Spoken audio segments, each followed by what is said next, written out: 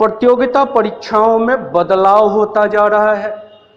गणित के प्रश्नों का स्तर जिस लेवल तक पहुंचाता चला जा रहा है, उस दौर में, इस नए दौर में नए तरीके से बहुत सारे फेज पर अटेम्प्ट अगर लेते चले जाते हैं, तरीका स्ट्रक्चर बदलते चले जाते हैं, तो शायद बहुत हद तक वनडे में जो कहा जाता है कि घड़ी देख देख के प्रश्नों को हल करना, शायद उस पड़ाव तक आसानी से पहुंचा जा सकता है।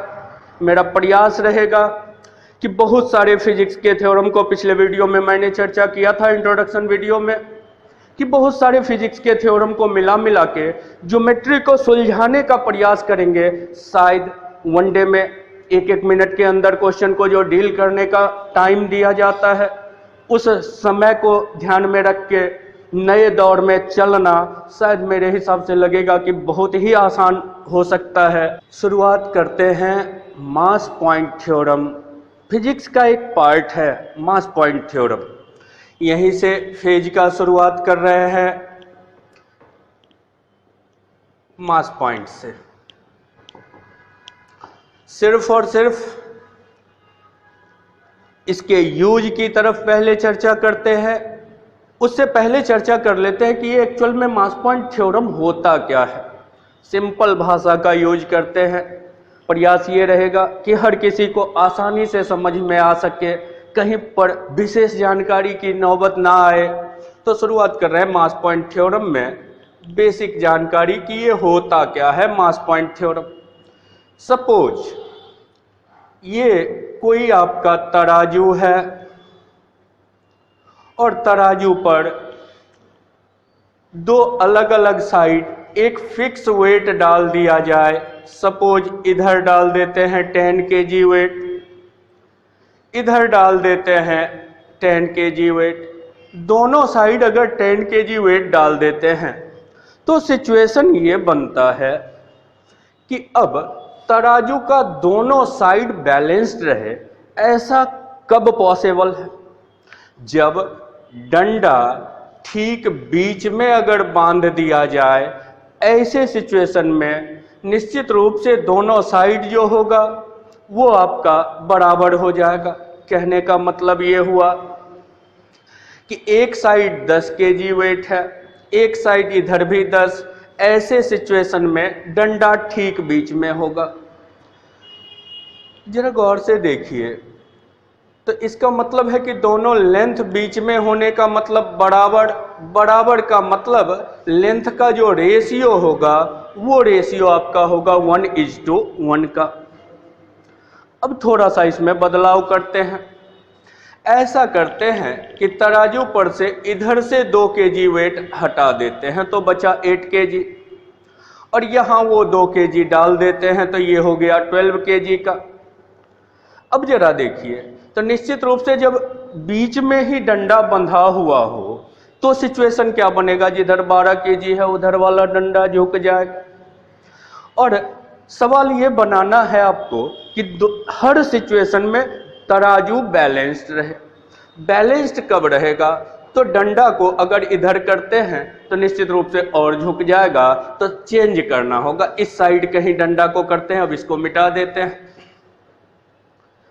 अब यहाँ कहीं डंडा की, मतलब इधर का लेंथ बड़ा हो जाएगा। अगर इधर का लेंथ इधर के वेट के इक्वल कर देते हैं 12 और इधर का कर देते हैं 8, तो ऐसे सिचुएशन में जो है दोनों डंडा बैलेंस्ड रहेगा, तराजू आपका बैलेंस्ड रहेगा। कहने का मतलब ये हुआ, यहीं से फिजिक्स का एक छोटा सा थ्योरम आता है कि मास का वेट का उल्टा होता है लेंथ का रेशियो। मतलब इधर वेट 8 kg, इधर वेट 12 kg, तो लेंथ अपोजिट डायरेक्शन में इधर के साइड का लेंथ 12 और इधर के साइड का लेंथ 8 होगा। इसी का यूज आगे ज्योमेट्री में करेंगे। वैसा प्रत्येक ट्रायंगल जहां पर किसी भी दो लाइन का रेशियो अवेलेबल करवा दिया गया हो और अदर किसी भी पार्ट में से आपसे रेशियो निकालने को दिया जा रहा हो, तो ऐसे सिचुएशन में रेशियो निकालने के लिए तो अब इसी का यूज आगे ट्रायंगल में करेंगे।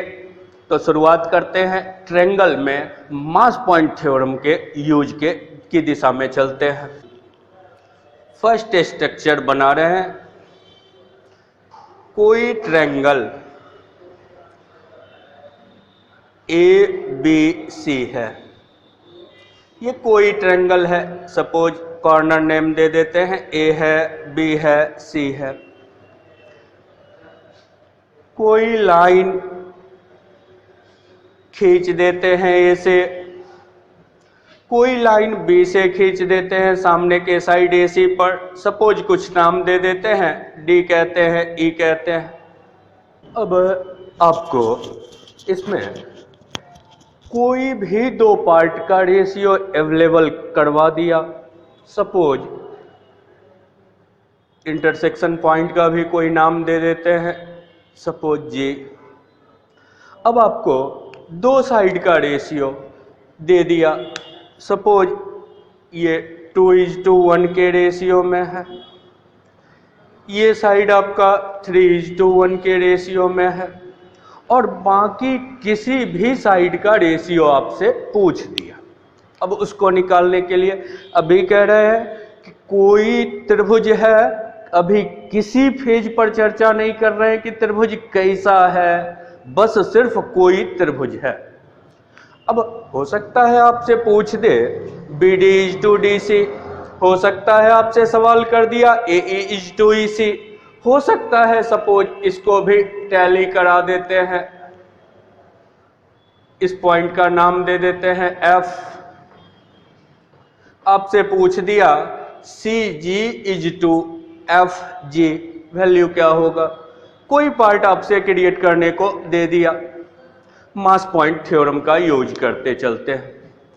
अब जरा देखते हैं, AD डंडा टोटल 2 1 3 का, BE डंडा 3 1 4 का, AD डंडा 3 का, BE डंडा 4 का, इस दोनों का कॉमन पार्ट मतलब LCM टोटल हो गया आपका 12। और मान लेते हैं कि ये जो पॉइंट है दोनों डंडे के बीच का पार्ट का वजन हो गया 12 kg। गोल घेरा में इसको इंडिकेट कर देते हैं 12 kg का पूरा डंडा। अब अगर बंटवारा करें तो ये लेंथ 2, ये 1, तो 3 भाग बराबर 12 kg, तो 1 भाग बराबर 4 kg। ये 1 भाग है तो अपर पार्ट हो जाएगा आपका 4 kg का, नीचे का पार्ट तो ये 2 भाग हो जाएगा कितने का, तो 8 kg का नीचे का पार्ट। क्योंकि कहे थे कि लेंथ का ठीक उल्टा होता है वेट का रेशियो। और अब अगर यहां से चलें तो 4 भाग 12 किलो साइड BE से चल रहे, 3 1 4 भाग 12 किलो, तो 1 भाग बराबर 3 किलो, तो ये 1 है तो इधर का वजन आपका 3 kg, इधर 3 भाग तो इसका वजन आपका हो गया 9 kg। बस कहानी इतना सजा लेना आपका ड्यूटी। अब उसके बाद देखते चलिए, कुछ भी पूछ दे, जो मर्जी हो पूछा जा सकता है आपसे एग्जाम में। अब ये 4 इस सिरे पर है, टोटल डंडा यहाँ का 9 kg का है, तो 4 अपर पार्ट है तो नीचे का पार्ट कितना 5। ये डंडा तो 5 इधर 3 इधर, तो टोटल वजन 8। ये डंडा तो 4 ऊपर 3 नीचे, तो यहाँ का टोटल वजन 7। अब किसी का भी आपसे रेशियो पूछा जा सकता है, लिखते जाइए। कहे कि मास का अपोजिट होता है लेंथ का रेशियो। अब देखिए, अगर ये साइड सपोज रेशियो पूछ दिया आपसे BF=AF, क्या होगा, इधर वेट 4 है का मतलब है कि इधर का लेंथ 4 होगा, इधर 3 वेट है तो इधर का लेंथ 3 होगा, तो रेशियो साइड का 4:3 का हो गया। यहाँ नीचे आ जाते हैं, इधर का वेट 3 kg तो इधर का लेंथ 3, इधर का वेट 5 kg तो इधर का लेंथ 5, तो इस BD और DC का रेशियो 5:3 का। यहां पूछ दिया गया आपसे 5 kg इधर वेट है तो इधर का लेंथ 5, ऊपर 4 kg वेट है तो इधर का लेंथ 4, तो ये रेशियो 5:4 का होगा। सपोज पूछ दिया CG इज टू GF, तो अब देखिए ये वेट 5 kg तो इधर का लेंथ FG का लेंथ कितना 5, और F पर वेट है 7 तो इधर का लेंथ हो जाएगा आपका 7, मतलब आप रेशियो कह सकते हैं कि CG का लेंथ 7 और GF का लेंथ 5, तो 7:5 का रेशियो। ये एक ही ट्रायंगल में किसी को भी समेट लिए कि कोई भी साइड का रेशियो आपसे पूछा जा रहा हो। धीरे धीरे करके एग्जाम की तरफ बढ़ते चलेंगे, विभिन्न प्रतियोगिता परीक्षा में पूछे गए प्रश्नों की तरफ बढ़ते चलेंगे। तो अगला क्रम इसी का, अभी ऐसा किए कि AD लाइन का रेशियो दे दिया, BE लाइन का रेशियो दे दिया, जबकि आपको कहे कि जरूरी नहीं है कोई 2 पार्ट का रेशियो आपको अवेलेबल करवा दिया तो हर जगह मास पॉइंट थ्योरम का यूज कर सकते हैं। नेक्स्ट एग्जांपल का शुरुआत करते हैं। सपोज फिर वही नाम दे देते हैं, ABC कोई ट्रायंगल है, A कॉर्नर नेम, BC कोई ट्रायंगल है, कोई 2 लाइन खींच दिए, AD कुछ नाम देते चले जाते हैं, BE, और किसी 2 साइड का रेशियो आपको अवेलेबल करवा दिया। पिछले में कहे कि दोनों का रेशियो अवेलेबल करवा दिया। जरूरी नहीं है कि हमेशा इंटरसेक्शन पॉइंट ही अवेलेबल करवाए, कोई और पार्ट का भी रेशियो अवेलेबल करवाया जा सकता है। सपोज इसका भी कुछ नाम दे देते हैं, इंटरसेक्शन पॉइंट को G कहते हैं। अब सपोज ये रेशियो आपको दे दिया 3:1, ये रेशियो दे दिया 3:2 का, और किसी भी पार्ट का रेशियो आपसे पूछ दिया गया हो, तो अब थोड़ा सा कंस्ट्रक्शन बदलाव क्या है? पिछले में आपका था क्या कि ये इंटरसेक्शन पॉइंट अवेलेबल था कि दोनों किस रेशियो में काट रहा था, अब थोड़ा सा जगह बदल गया है। थोड़ा सा गौर से देखिए, फेज क्या है, AG का लेंथ कितना 3, इसका मतलब वेट अपोजिट, तो यहाँ का वेट कितना आता तो 3 kg, जबकि BC का ये सेंटर है तो पूरे BC का लेंथ कितना 5, तो यहाँ पर वेट आ जाता 5।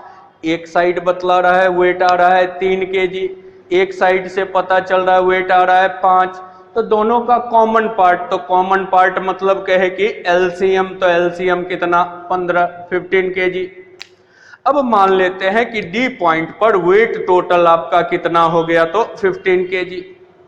अब बंटवारा करना, अब जरा देखिए यहीं से, तो ये 3 भाग का वेट 15, तो 1 भाग का वेट 5, ये 1 है तो इसका वेट अपर पार्ट में चला गया तो 5 kg यहाँ आएगा।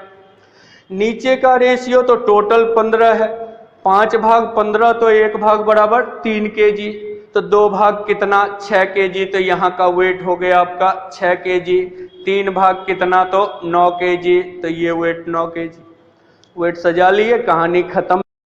अब बस यही करना कि जो मर्जी हो सवाल पूछ दे, जरूरी नहीं कि जो लिखा जाए, इस वजह से हर पार्ट को लिख देते हैं। हाँ, एग्जाम में कोई एक ही पार्ट पूछा जाएगा, यहाँ एग्जाम्पल में सब पार्ट पर चर्चा करते चले जाते हैं कि उसमें से कोई भी पार्ट पूछ दिया।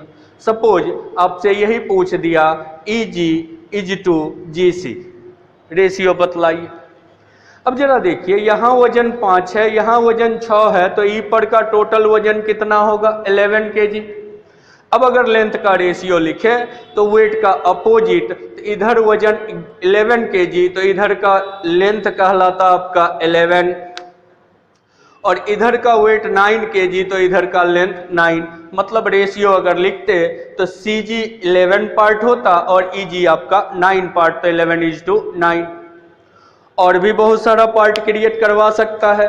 सपोज यहां से इसको मिला लिया, नाम दे दिए DE, तो इसको सब F कहते हैं। फिर देखिए यहां वजन 5 kg, यहां 9, तो लेंथ का अगर रेशियो लिखना होता तो इधर का लेंथ 9, इधर का लेंथ 5। यहां रेशियो लिखना होता तो इधर का वेट 6 तो इधर का लेंथ 6, यहां वेट 5 तो इधर का 5। अगर पूछ दिया BE = EA तो 5:6, पूछ दिया AF = FC तो 9:5।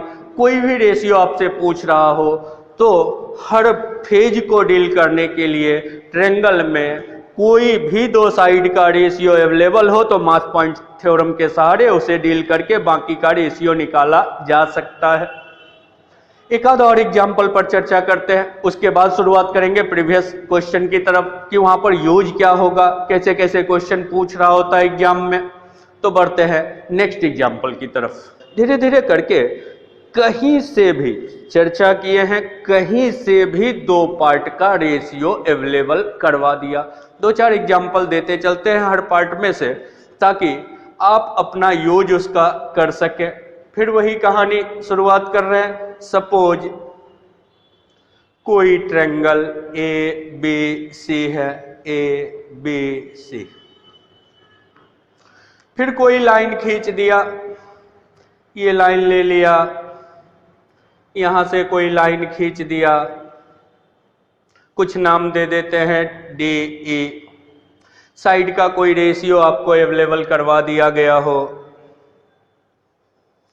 सपोज इस साइड का रेशियो कह दिया 2:3 है, इस साइड का रेशियो कह दिया 3:1 है, और अब आपसे जो मर्जी हो किसी साइड का रेशियो पूछ दिया।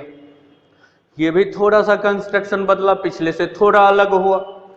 कहे है कहीं भी हो, कहीं से रेशियो अवेलेबल हो, तो हर टाइप का एक एक एग्जाम्पल समेटते चले जाते हैं ताकि उसका यूज भी आप आसानी से कर सके। जरा सा देखिए, यहां भी कोई लाइन इंटरसेक्शन पॉइंट नहीं है, एक C पॉइंट पर आके दोनों टैली हो रहा है। अब जरा देखते हैं, तो यहां से C पॉइंट का वेट, तो इधर लेंथ 2 है तो ये बताता है वेट 2 होगा, यहां लेंथ 3 है तो ये बताता है कि यहां का वेट 3 होगा।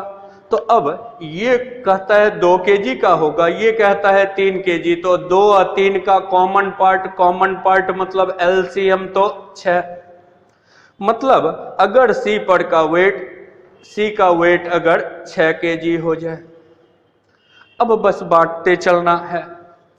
जब अब 2 भाग अगर 6 kg का होगा तो 1 भाग 3 kg, तो 3 भाग बराबर 9 kg, तो B का वजन 9 kg। यहां से आते हैं तो लेंथ का उल्टा वेट, तो ये 3 भाग 6 kg, तो 1 भाग 2 kg, तो इधर का वेट 2 kg। और E पर का टोटल वेट तो 6 इधर, 2 इधर, तो 6 और 2 टोटल 8 kg हो गया। वेट को सजा लिए। अब जहां से मर्जी हो रेशियो पूछता चला गया आपसे, कोई भी रेशियो आपसे पूछा जा सकता है। यहां का वजन हो गया 9, 6 कितना, तो 15 kg। अब अगर इस दोनों पार्ट का, इसका नाम सपोज G दे देते हैं तो देखिए अब पूछ दिया AG और GD का रेशियो क्या होगा, तो यहां वेट 15 तो अपर पार्ट का लेंथ हो जाएगा 15, ऊपर वेट 2 तो नीचे के पार्ट का लेंथ हो जाएगा 2। इधर से आते हैं, सपोज पूछ दिया BG = GE क्या होगा, तो यहाँ का वेट 8 तो इधर का लेंथ कहलाएगा 8, यहाँ का वेट हो गया आपका 9 तो इधर का लेंथ कहलाएगा 9, तो रेशियो 8:9। और भी पार्ट मिलाया जा सकता है। सपोज इस पॉइंट को भी आपको आगे मिला दिया, कुछ नाम दे दिया F का पहले टोटल वेट अगर देखते हैं तो 2 kg इधर, 9 kg इधर, तो टोटल वेट क्या कहलाएगा 11 kg। अब अगर लेंथ की बात की जाए तो यहाँ का वेट 11 kg, मतलब इधर का लेंथ 11 और यहाँ का वेट 6 तो इधर का लेंथ 6, मतलब ये रेशियो तो इधर लेंथ 6 का होता और इधर का लेंथ हो जाता 11 का। तो अगर FG इज टू GC पूछा तो 6:11। तो एक एग्जाम्पल ले लिए 20 से काट के, एक साइड से और परपेंडिकुलर फेज का, तीसरे फेज में ले लिए कि दोनों साइड का ही रेशियो। तो कहीं से भी आपको रेशियो अवेलेबल करवाता चला गया, दो पार्ट का रेशियो अवेलेबल है, तो थर्ड पार्ट के रेशियो को निकालने के लिए मास पॉइंट थ्योरम चर्चा किए कि किसी भी त्रिभुज में कोई चर्चा नहीं है कैसा है, इंटरनल का बाइसेक्टर है, एक्सटर्नल का बाइसेक्टर है। हालांकि पिछले एग्जाम में जो क्वेश्चन दिया था उसमें दो पार्ट का जो रेशियो दिया था उसमें ये चर्चा कर दिया था कि ये इंटरनल एंगल का बाइसेक्टर, लेकिन चर्चा करे ना करे कुछ भी नहीं दिया, सिर्फ दो पार्ट का रेशियो दे दिया। तो किसी भी पार्ट का रेशियो निकालने के लिए मास पॉइंट थ्योरम। एक एग्जांपल और लेके आगे बढ़ते हैं।